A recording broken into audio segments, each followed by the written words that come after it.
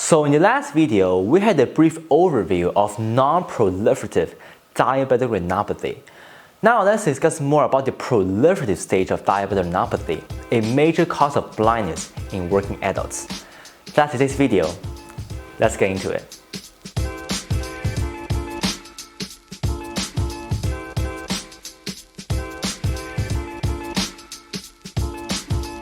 Hi everyone, welcome to my channel. I hope you are having a nice day. You can always subscribe to the channel and learn more about the eye.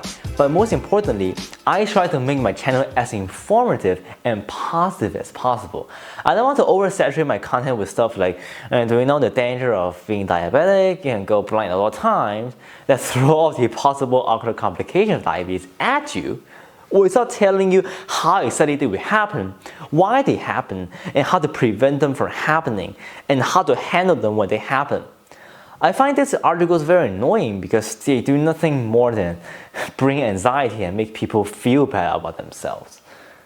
For audiences watching this video with diabetes, I'm sure you don't want to be diabetic, right? We all want ourselves to be healthy and fit. Oftentimes, it's just genetics, and you have little control over it. And those articles are like constantly reminding us how crappy our life is. I'm telling you that those articles are totally not worth the time. Promise me, could you stay away from them? If you have any question for me or a topic that you want me to cover on this channel, feel free to leave in the comment section below. I promise that this channel will be a positive and friendly community for us to learn and get better. Anyway, let's talk about diabetes. Normally, the heparin in the basement membrane of retinal capillaries interact with the basic fibroblast growth factor, inhibiting the proliferation of endothelial cells and subsequent angiogenesis, that is the formation of new blood vessels. However, after the onset of diabetes, changes to the basement membrane's chemical composition reduce its affinity to BFGF, resulting in an excessive proliferation of vascular endothelial cells. Meanwhile, diabetes causing thickening of the basement membrane so that the parasite cytoplasmic processes can no longer come into contact with the endothelial cells. This also leads to cell proliferation and formation of new blood vessels. Another important mechanism of angiogenesis in diabetic retinopathy is that damaged blood vessels cause the retina to go ischemic. In normal conditions, a signal protein called vascular endothelial growth factors is in low expression that maintains the integrity of existing blood vessels. In retinal ischemia, however, VEGF concentration rises, leading to endothelial cells proliferation, degeneration, and melting of the basement membrane, and formation of new blood vessels. The new blood vessels aim to compensate for the lack of blood and oxygen, but the problem with these vessels is that they're kind of like a leaky garden hose. They are very fragile and they constantly crack open and leak a lot of blood to the retina or even the vitreous humor, which can lead to vision loss. You can think of retinal vascular proliferation as a fruitless attempt to compensate for ischemia. So that's good intention, but bad approach. As you can see in this photo, the abnormal blood vessels usually grow around the optic disc or in the non-perfusion region of the retina. They typically form on top of the retina, sometimes even penetrating the inner limiting membrane and heading for the vitreous humor. As you can see in this fundus fluorescent angiography, the new blood vessels around the optic disc highly fluoresce. If you look carefully, you will notice this clump of dye over the side here. This shows that these vessels are leaking fluid and blood into the retina. Even though these new blood vessels may sound intimidating, they are unlikely to cause severe vision loss as long as they are limited within or on top of the retina because they usually won't bleed profusely by themselves. The problem arises, however, when posterior vitreous detachment happens. The back of the eye is filled with a transparent, gelatinous gel called vitreous humor. It is surrounded by a layer of collagen called the vitreous membrane, which attaches firmly to the retina to hold it in place.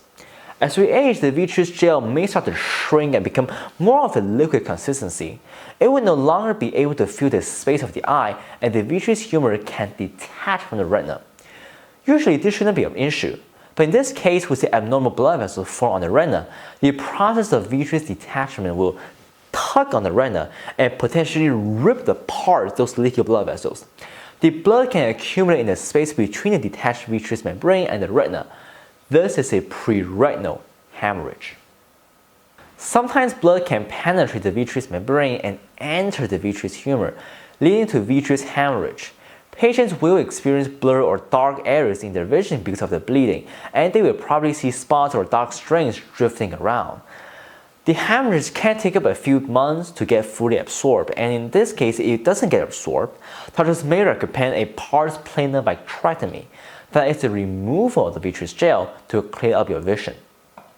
The worst complication of proliferative diabetic retinopathy is that of a retinal detachment. When those blood vessels crack open, they form scar tissues on the retina, which will dry out over time and pull on the retina. Also, when the new blood vessels grow into the vitreous humor, it is accompanied by the proliferation of fibrovascular tissue, resulting in a dense, white, avascular fibrous membrane on top of the retina. This membrane adheres to the retina pretty firmly. As this fibrotic membrane contracts with the scar tissue, they exert a tractional force on the retina. Over time, they can literally pull the retina down from its original position, and we call this a tractional retinal detachment. Retinal detachment is an ocular emergency, and if not treated immediately, patients can suffer from severe and irreversible vision loss. The visual prognosis of tractional retinal detachment largely depends on the condition that causes it. In the vast majority of cases, unfortunately, the visual outcome is usually not good. This is because when diabetic patients suffer from a retinal detachment, they have already progressed to the end stage of diabetic retinopathy. By then, the retina would have been severely damaged, and it is very difficult to repair a whole written retina. Think about this as redetaching a torn and broken wallpaper.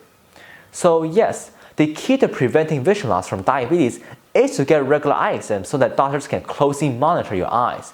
Your doctors will offer you suggestions on controlling your blood sugars so that you don't progress to those advanced stages of the disease. Many patients with diabetes neglect coming in to have their eyes checked when their eye doctors and endocrinologists are likely telling them to. They don't come in because they think their vision is fine and they can see well even with their glasses, and they think they have no problem with their eyes. This is not true. There is a condition called diabetic macular edema that, unfortunately, can happen at any stage of diabetic retinopathy.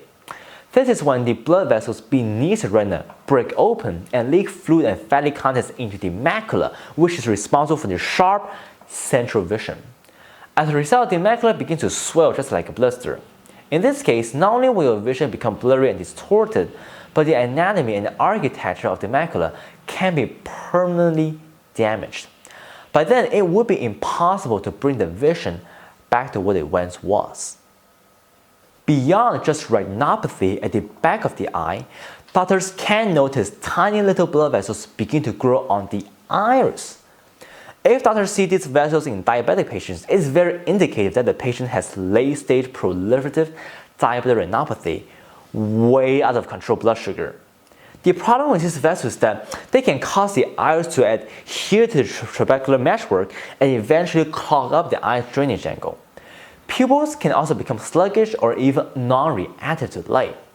This will raise the intraocular pressure to over 40 mm per mercury and lead to secondary glaucoma called neovascular glaucoma.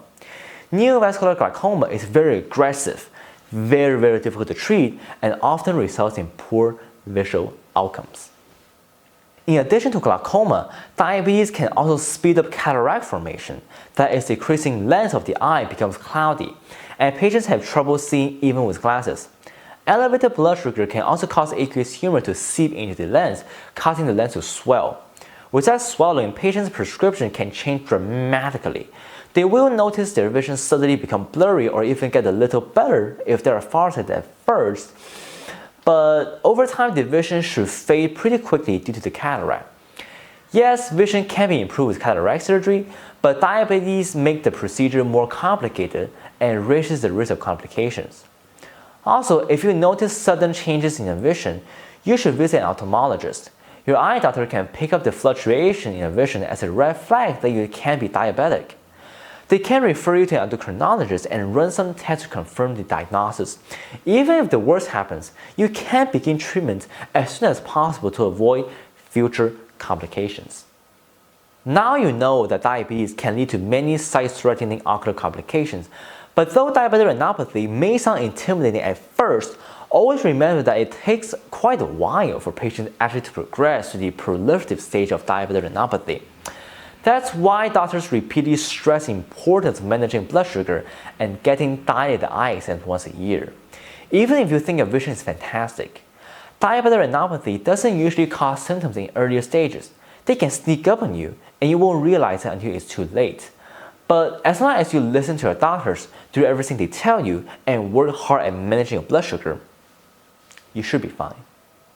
Now, when discussing diabetes, there are always floating comments that ridicule diabetic patients, claiming they deserve it because of a sedentary lifestyle and controlled diet. This is not true. And in fact, it's pretty disrespectful. Yes, type 2 diabetes is linked to obesity and an inactive lifestyle. Not all type 2 patients are overweight. There are certain genes that make some of us more disposed to diabetes, not to mention that some patients have type 1 diabetes, which is more of an autoimmune disorder that they have no control over. Never laugh at others' misery, because who doesn't want to be healthy and fit? Unfortunately, it just doesn't happen to everyone. Building a friendly and mutually respectful community requires all of our efforts. Alright, thank you for watching. If you like this video, give me a thumb up and subscribe to the channel if you haven't. You can also recommend this channel to others if you find it helpful. If you think this video is terrible, then I apologize for my poor video quality. Take care of yourself and be well.